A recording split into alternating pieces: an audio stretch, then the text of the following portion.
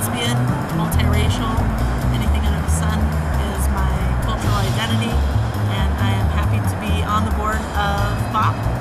I don't really have a poker face because when stuff gets real, my face says it's real right now.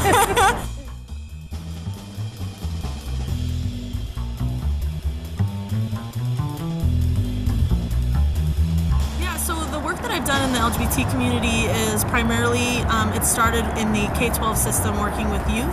So as an out lesbian educator, I was directly impacting youth and just helping them to accept, what their identities were, who they were. And some of the work that I've done, I started formally doing work as a graduate intern in California at the University of California, Riverside. And it is predominantly people of color as a student enrollment and is just quite a unique place. I got involved with this national network of professionals, and it's called the Consortium of Higher Education LGBT Resource Professionals. That is the best decision I ever made, and that actually happened because I was an intern working in the LGBT Resource Center and housing while I was at UCR.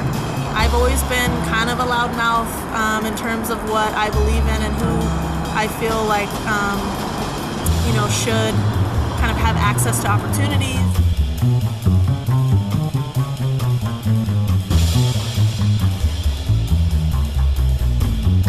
I was a graduate student. I did my research on the college experiences of bisexual, pansexual, fluid and queer identified students that are in college. And I've presented that at various conferences, and I think that that's really built up a community of people that really see the stigma and the marginalization that happens with bi-star identities. I was at a Creating Change conference 2 years ago in Minneapolis, and I'd never been to Minneapolis before. There was snow everywhere. Being from Southern California, I thought, wow, there's nothing going on here. It's literally frozen.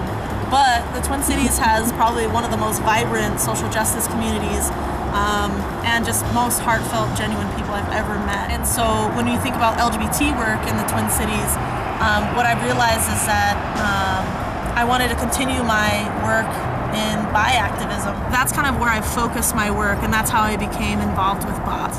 So that's how I live my life, that's how I earn my paycheck, that's how I pay my bills, and it's all one and the same.